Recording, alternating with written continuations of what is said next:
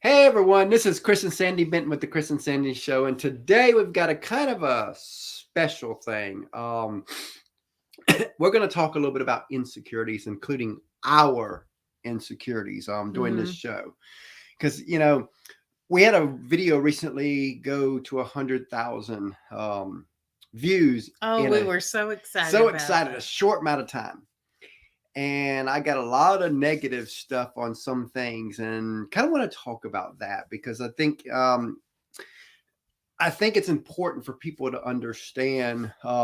Everybody has insecurities. We all have insecurities. People in entertainment have insecurities. It don't Oh, matter, yes. you know. In Probably fact, all of the guests that we talked to in have fact, the some biggest insecurities. comment I had on that one video was about my nose. I have really bad issues with my nose, and people would say, well, he needs to blow his nose, or is he on drugs and all that. And And, you've dealt with this your whole and I've life dealt with pretty this all much. my life. I have nose issues. I can't. It's actually stopped me from doing a lot of stuff. I even had back years ago when we were early on in our marriage, we was being trained by this business person on selling for his company, and Hmm. we would walk in these places, and because my nose and I sniffle a lot, people would he would say, we'd come out and he'd say, can you not do that? He says, can you control that? Because people are not going to buy from us if you're sniffling. They're going to think you're on drugs. So all my life I've dealt with that. And then we got this crazy show that we wanted to launch in 2019. And the whole 19, all I thought about was people are not going to listen because of my nose. I let my Oh, nose yes. stop us from Many launching in years. 2019. Finally, 2020 came along, and I said, you know what? I'm going to do it. Who cares? Some people will listen, some people won't. And it started growing, and then I'm like, okay, this is good, even though we still get the comments from time to time about that. Yeah, But again, occasionally. it's an insecurity in me. You can kind of take it kind of like um someone who stutters.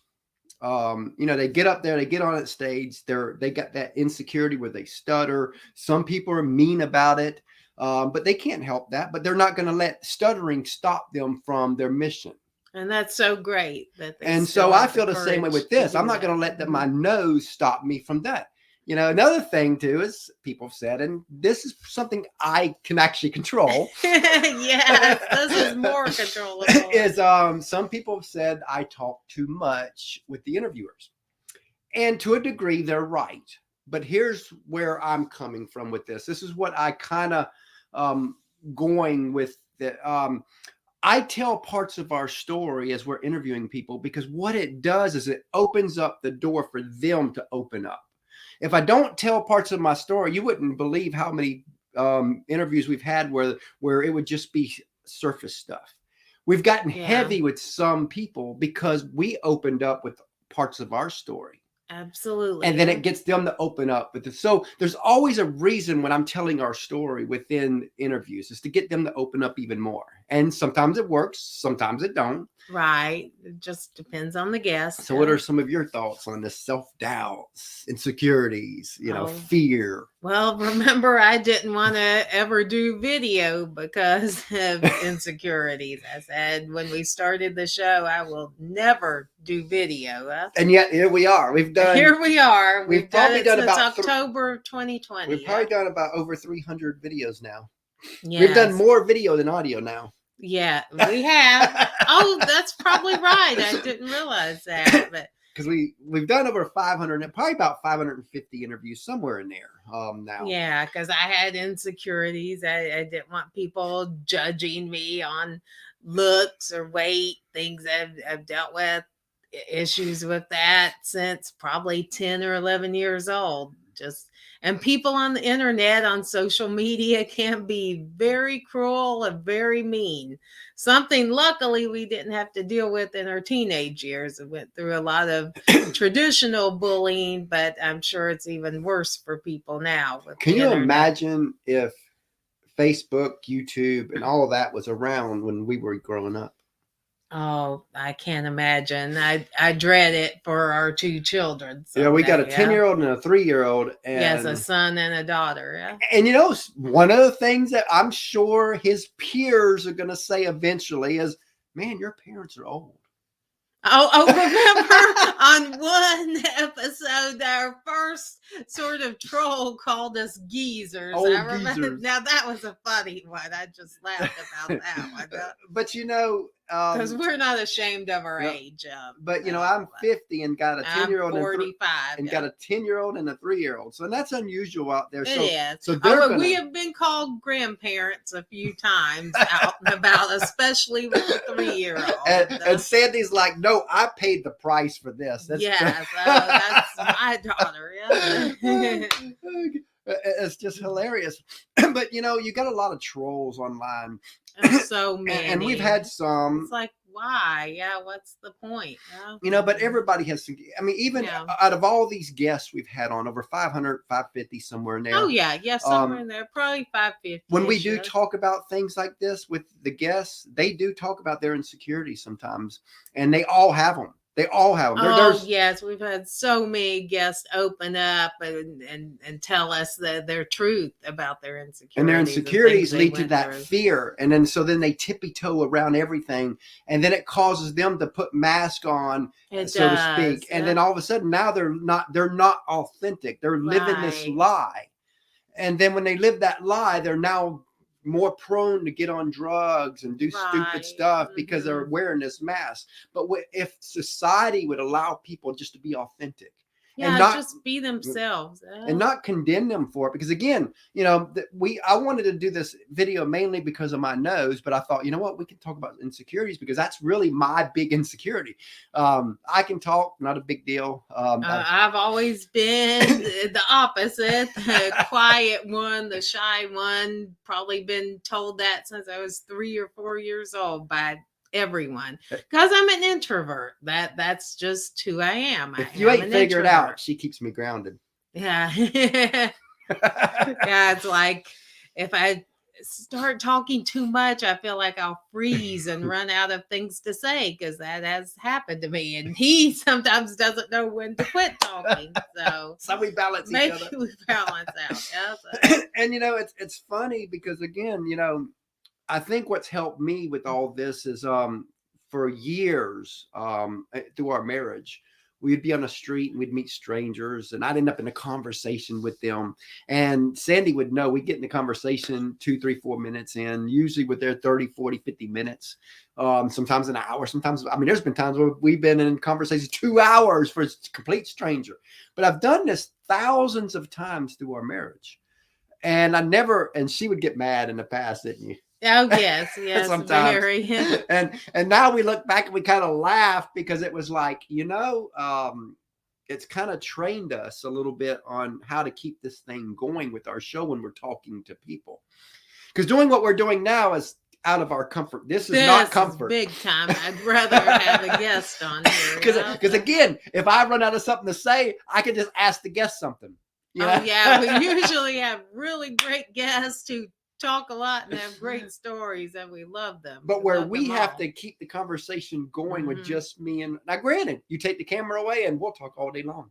Yeah, I'm always aware of the camera, and sometimes I never forget it. And sometimes there are moments where she'll say something, or moments where I'll say something, and we're like, you know, if we was on a reality show, they would air that. It would make us look like a fool when we're not on camera. But they would air that for sure. Yeah. But there's so many insecurities, so much self-doubt. When we started this show, I wanted to believe we could have a successful show. I wanted to believe that. And another one's probably we've had so many business failures over the years.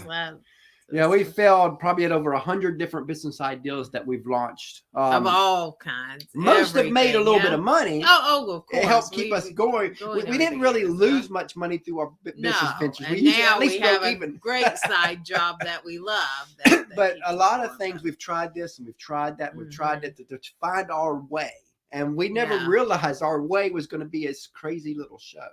Never realized. Because if you'd have told me this 5, 6, 7 years ago, 10 years ago, I didn't a show host. Could you imagine talking to celebrities? But didn't your high school say? Yeah, and I don't know why that. Like in 7th or 8th grade, did they those yearbook poll things. I was voted as most likely to have a talk show someday was me.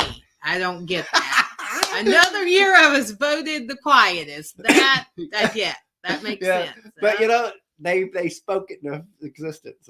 They spoke it into existence. But there's so much self-doubt out there, and I have had a lot of medical issues over the years. Especially the last few years. Oh my gosh. A teenager, OCD, anxiety, cancer at age 19, Hodgkin's lymphoma, 8 months of chemo treatments, fear, scared to death of losing my hair because I always had long hair. That was my pride back then, was my hair. I thankfully didn't lose it. And the doctors were surprised on that. Doctors were surprised on that with that chemo treatment.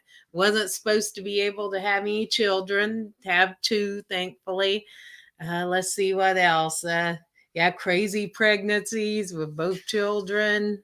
Whew, man. Diabetes, 14-pound fibroid. 14-pound fibroid. In 2020, yes. They said it was the size of a 9-month full-term pregnancy. And here's the craziest part. The surgeon that saved her life, because literally he saved her life. Oh, yes, so thankful. In fact, in Savannah, they said that he was probably one of the few that could do that type of surgery. That was qualified enough to do that because there's so much entailed in it. Mm-hmm. But 6 months to a year later, he passes away. Yes, about 6 months after if it would have happened a year later, she might not be here. I wouldn't have had that doctor. And then another doctor might not would have lived through it.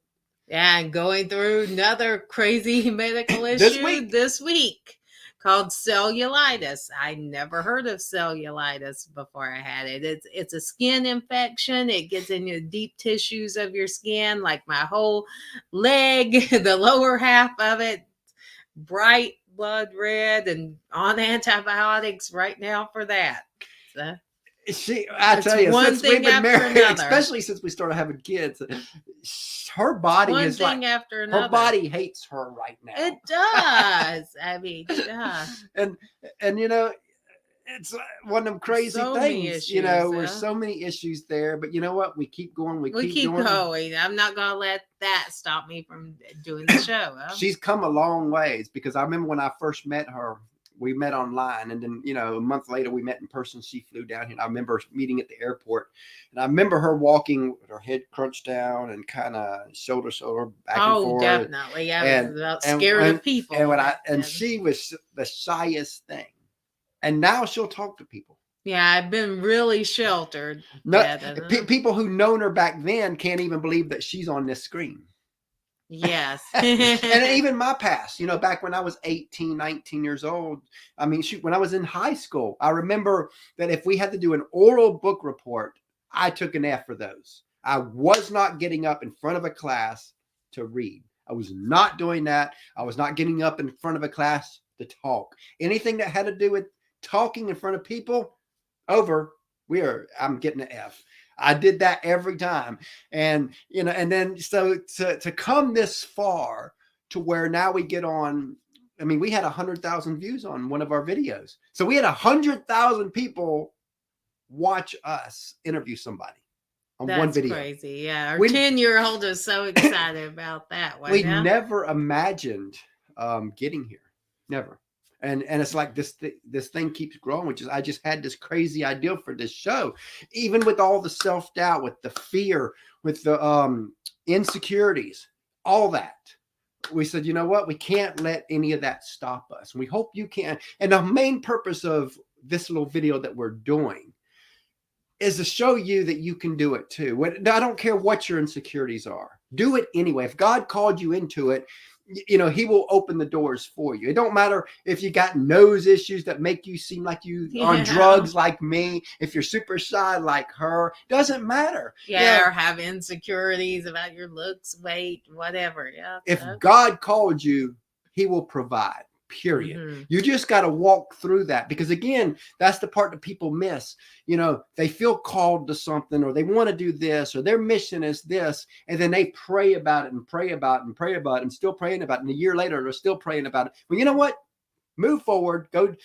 God's not going to move apart the car. Just go. That's true. And you know, you gotta meet him there, or you gotta go. And for people that don't believe, you just gotta do it. Either way, even whether you believe or not, you got to just go do it. And in doing so, you will learn what not to do. We've learned a lot of that. Oh, remember the first video? We messed that all I had her up, half off the screen. Yeah, I was like this. Yeah, like when it was all said and done, we like, and we had the green screen behind us, and it was just the green screen. Horrible, you know, again. And it was Allie Brooke. And it was Allie Brooke. I mean, Fifth great Harmony. guess. I mean, yeah, amazing talent. And we were, and she kept getting kicked off the system, and bless her heart, she kept coming back. Oh, she was so gracious. She was gracious about it. So great. It'd log her out, and she'd log back in. She'd get right back. It'd log her out and get right back in, and all that. And so we were so great, and we've had some great guests. I tell you, on this show. It's been really amazing to go through this journey, and the journey's changed me in my beliefs, because you know, a lot of people have hardcore beliefs out there, one way or the other, on different issues, and I used to be one of those.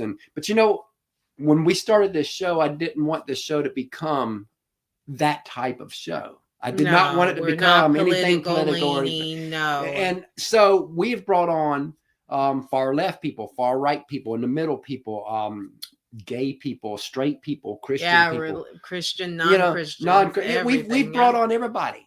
And I did that on purpose because I never wanted our show, even though we are Christians and we don't hide that. No, but I never wanted it to be a Christian show. I wanted it to be a Christian ran show. There's a difference.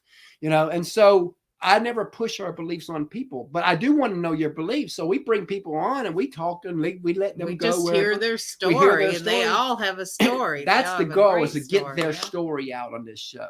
Because they've all had a different experience, a different walk through their life. Yeah. And it's opened me up a lot on these different stories, and I'm so blessed from this show. I tell you that we do.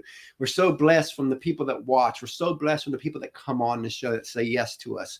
Not everybody says yes. We reach out to a lot of people, but we're blessed by the people that have. We're grateful blessed to PR companies, you know, that have taken a chance and brought their people on. You know, one of our most favorite guests and memorable guests is Brian Luttrell. Oh, what a great guest. Him and his wife and son. They were. Was that amazing. Surreal though? That was surreal. I was a huge Backstreet Boys fan. Before the show, she was like, I don't know how I'm going to handle this. Yeah. And then Brian did something. I had like their CDs and posters and all that when I was a teenager. And then Brian did something at the beginning. Oh, yes. He mentioned about our songwriting, that he knew about that. And what did you think? I was like, literally, I was about to pass out there. And then he knew that. And then there was another amazing thing that happened. And then this never happened before out of 500 shows. But we were interviewing Brooke Burke. Oh, what a great guest. And one of my friends made a comment on the thing. So, oh yeah, his favorite, his dream guest is Steve Harvey, because he knew that she's connected to Steve on some level. So he was trying to help us out here. And when she saw that comment, and she was like, "Oh, you want Steve Harvey to come on?"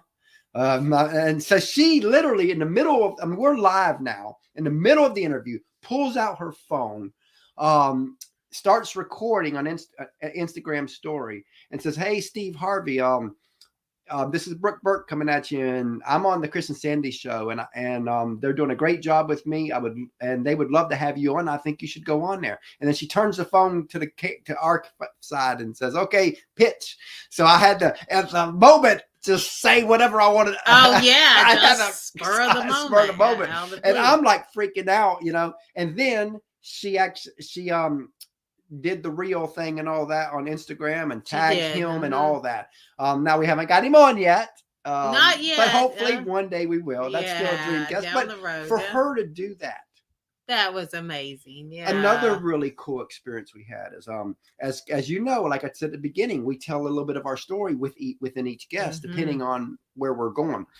And we had a guest, as she heard some of our stories, says, are y'all writing a book? And we're like, yeah. Like, we're planning We're yeah. working on it. She goes, you need to get that book to me when you're done. She goes, because I believe I can get your story in the film. She goes, I've got connections in film, and I think I can get them to say yes to your story. You've got an amazing story. So here it is. We're like, whoa, we're like stunned. Another guest that opened a possible door for down the road, because we're writing our story out right now called The Unlikely Couple. Because is that us? That's us completely, yeah. And we're writing a book also on The Unlikely Show that's kind of based around this show, that we'll be talking about the show itself. But The Unlikely Couple, we shouldn't even be together under most people think, but yet we're about to hit 20 years. Yeah, about to hit 20 years ago. We both considered ourselves outcasts, I guess. Yeah, because I went through 19 years of addictions, and the first 5 years of our marriage was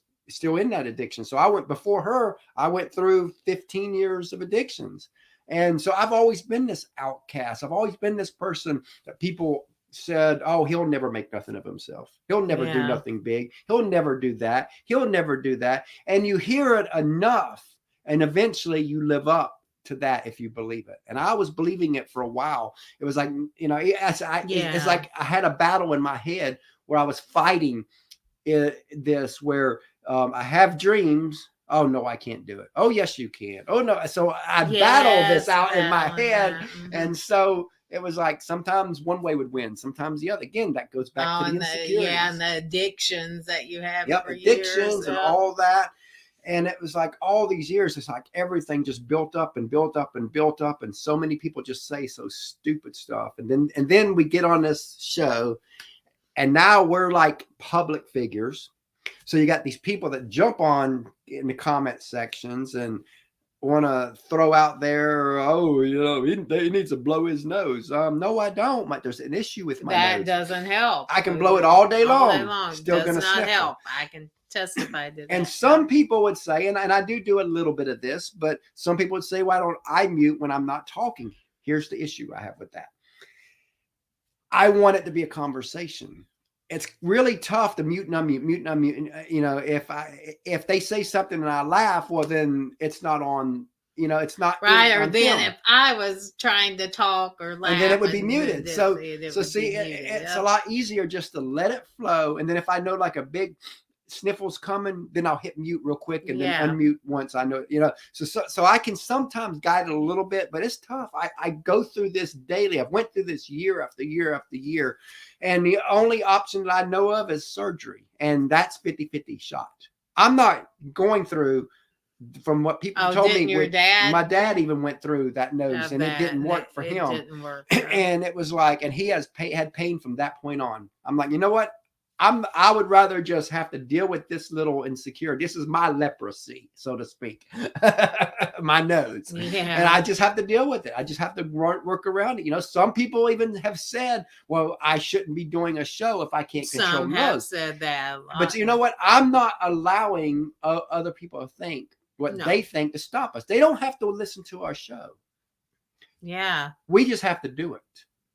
And I don't know where God's going to lead all this. We don't know. We know we got a couple books coming. We got, the show's growing. We got some merch eventually coming. Oh, yeah. We're building a whole brand around the show and other stuff around like this. And our 10-year-old wants to start his own show later this year. So we got some things coming and growing. So we don't know where all this is going. We've got a plan, but plans change, because we would have never imagined if we'd have listened to our plans 10 years ago, that we wouldn't be doing this show. So you can't always go by what you plan. Oh, we've also been called weird because of how we live our life. How we forget that? Huh? Yeah, we live marriage, and we have been married almost 20 years and have been a 24/7 couple like 99% of the time. There's been a few times we've been apart, but for the most part, we have been together 24/7.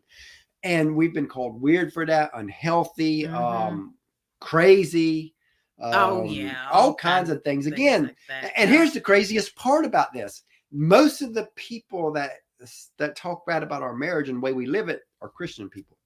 That's true. That's been That's true. that's Yeah, been I the don't craziest. really know if it's non-Christians have said that. Yeah. You would think when you read the Bible that, and talk about two becoming one, that the Christian community would like, oh, if you can actually do that, that would be a great thing. Nope. You are stupid. You're this, you're that. Nope, it don't work. And we don't preach being 24/7 couple to people. It'd be different if we preached that to people. We don't. Right, we don't. This Never, works never. for our marriage. And we love it, and you know what, and a few of our guests have lived the same way we do. See, we found our tribe with our guests. Yes, because we've never found the people. Most acceptance for that actually is from the guests. Because outside of entertainment, people don't get our marriage. Inside entertainment, a lot of people understand our marriage because they either live that or they have friends in entertainment that live that too. Yeah. Either way. But a lot of our guests, they fully get how we do this and all that. Because again, within entertainment, it's like this was what we were supposed to do, and we just never knew it. We're supposed to be in entertainment. This is our form of entertainment. And but I don't want to go too much more on this. Yeah, we don't want this to get too long. The biggest thing I wanted this to be is a little bit about insecurities, talk about a little bit of our insecurities. If you like what we're doing, please subscribe, hit like, share this video, but definitely subscribe to the channel so that we can soon be monetized on it. But as a lot of the people on many of the YouTubers say, smash that like button too. And we have a new segment coming soon, right? We're going to be doing a short video we're gonna, about that. We're going to be talking about probably a 5 or 10 minute video talking about this. But the coming week, the brief overview is that we're going to do entertainment horror stories. People that everybody. This is going to be fun. Everybody in entertainment has a horror story. Everybody. Yeah. So we're going to have people write into us their horror story with leaving names out. We don't want to get nobody in trouble. Names, No names, but make it generic and tell us your stories. Well, they're going to send us the stories in, and we're going to read them on air, on video, and react to them as we read them. Yes. I think this is going to bless a lot of people who are in entertainment. Right, something to learn from. Because they're going to see that they're either going to see they're not alone because they got the same stories, or they're going to see what to look for, red flags.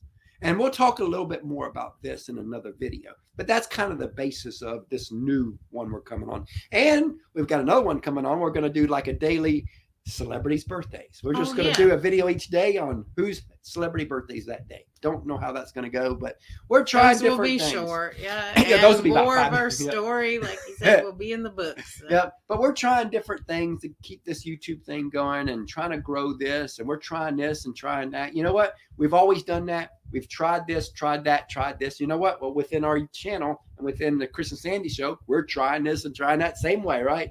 Yeah, we're going to keep trying that. Yeah. And we appreciate everybody that views and watches our thing, and we also appreciate the ones that don't push into our insecurities. Right, all the kind, wonderful comments, we so appreciate. And we appreciate those so much. And we hope that this video at least a little bit inspires you some, so that you can realize, you know what? Don't matter your insecurities. Don't matter your self-doubt. Don't matter your fear. Do it anyway, because if you do, you may just find that you're better at it than you realized if you just go for it. And that's what this whole thing was. You know what? Don't let anything stop you. Don't let anybody steal your dream. Just run hard, run forward, build that vision, and grow. And in that, we will see you down the road. Bye.